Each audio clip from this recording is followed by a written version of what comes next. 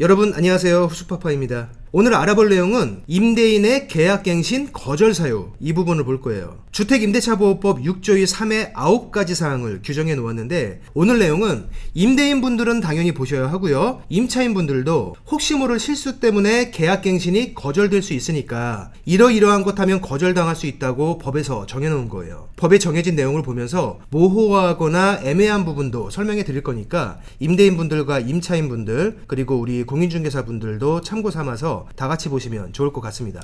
임차인의 계약갱신 청구를 어떤 경우에 임대인이 거절할 수 있는지 예를 들어가면서 보도록 할 건데, 미리 말씀드리는 게 뭐냐면 오늘 보실 내용은 임대인의 계약갱신 거절 사유예요. 임대인의 계약 해지 사유가 아닙니다. 두 개는 내용이 비슷하고 겹치기도 하지만 약간 다른 부분도 있어요.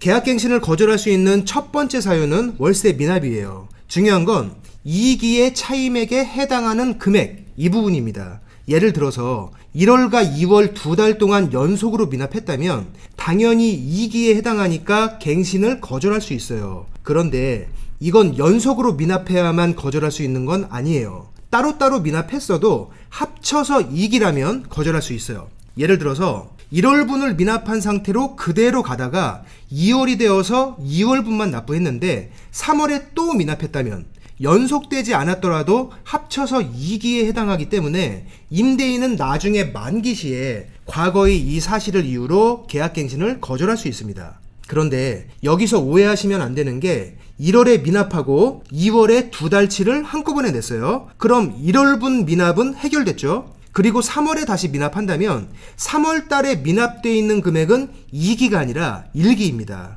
이 경우에는 계약갱신을 거절할 수 없는 것으로 봐야 돼요. 사실 이 부분은 좀 다른 의견도 있어요. 유권 해석이나 판례를 찾아볼 수 없어서 저도 정확한 근거를 대긴 좀 어려운데, 법조문의 문구와 법의 취지를 종합해 본다면 이 세 번째 부분은 거절 사유가 안 되는 것으로 보는 게 타당해요. 어쨌건 연속으로 2기가 아니라 합쳐서 2기라는 것.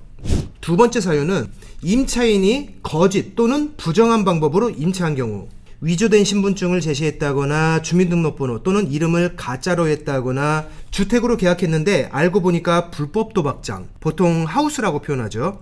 이렇게 위법적인 다른 목적으로 사용하다 적발될 경우에 임대인은 계약갱신을 거절할 수 있습니다. 사실 1번과 2번 모두 다 계약 해지 사유도 되죠. 여기서 하나 설명드릴 것은 주택에 낼 수 있는 간단한 사업자들이 있어요. 통신 판매 같은 것들. 임차인이 실제 주거로 사용하면서 거기에 이런 간단한 사업자를 내는 경우도 있는데, 이런 사유들은 아니에요. 이런 걸로는 계약갱신 거절을 할 수 없습니다. 누가 봐도 불법이거나 누가 봐도 주택이 아닌 전혀 다른 목적으로 실사용하고 있을 경우, 이런 경우에만 계약갱신을 거절할 수 있습니다.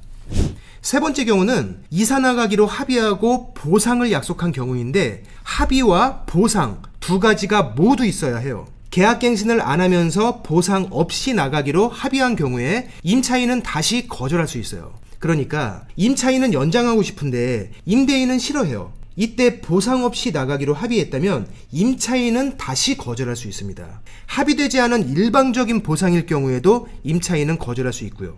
실질적인 보상이 얼마인지에 상관없이 보상이 존재하는 상태로 합의가 이루어진 경우에만 임대인은 계약갱신을 거절할 수 있고요. 임차인은 보상이 존재하는 상태로 합의를 했다면 다시 계약갱신을 주장하지 못합니다.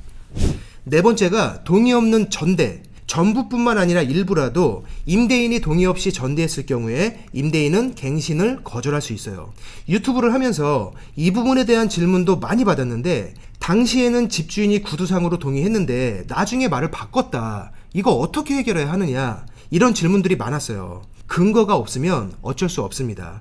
억울하다고 해도 근거가 없다면 제3자가 보기에는 누가 거짓말인지 알 수 없어요. 동의한 내용을 남기는 것은 꼭 서면으로 해야만 하는 것은 아니고, 문자 메시지나 카톡 내용, 통화 내용 녹음, 녹취, 여러 방법도 있으니까 참고하시고요. 그 전에 말씀드리고 싶은 것은 전대차 계약 함부로 하시면 안 돼요. 쉐어하우스다 뭐다 몇 년 전부터 많이 유행했는데, 전차인 때문에 전대인이 곤란해지는 경우도 많고, 전대인한테 전차인이 보증금을 돌려받지 못하는 경우들도 있어요. 전대차 계약은 주인의 동의 하에 믿을 만한 사람이 아니면 가급적 피하시라고 당부드립니다. 다섯 번째는 고의나 중대한 과실로 파손한 경우. 여러 가지 케이스가 있는데 내부 인테리어 하면서 내력벽을 부순 경우를 봤어요. 뭘 모르는 임차인과 초짜 인테리어 업자의 합작품이었는데 이건 계약갱신이 문제가 아니에요. 내력벽이란 것은 그 건물의 연직하중과 수평하중을 견디게 설계된 벽이에요. 이걸 건드린다는 것은 굉장히 위험한 행위고 내력벽 부수면 건물에 쉽게 금이 갈 수 있어요. 혹시라도 건물 일부가 무너지면 인명사고도 날 수 있고 폐가망신하면서 감옥 갈 수도 있습니다. 다른 케이스는 위험한 폭발물을 방치해서 실제로 문제가 생겼다거나 고의 또는 중과실로 화재가 발생하는 경우예요. 이런 경우에도 임대인은 계약갱신을 거절할 수 있습니다. 이 경우도 계약갱신이 문제가 아니라 손해배상 사항이죠. 여섯 번째는 건물의 멸실. 꼭 전부가 아니더라도 일부가 멸실돼서 주거 기능을 상실하면 당연히 계약 연장이 의미가 없겠죠.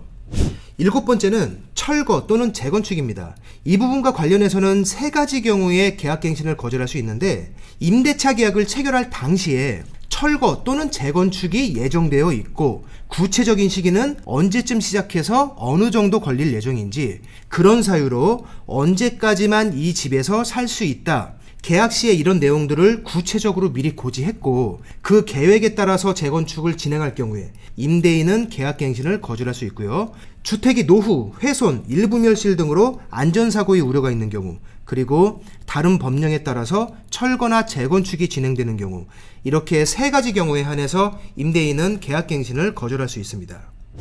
다음은 임대인 또는 그 직계 존비속이 직접 거주를 희망할 경우 요즘 많이 본 내용이죠. 여기서 거짓말로 임차인을 내보냈다가 걸리면 손해배상이 있다고 했어요.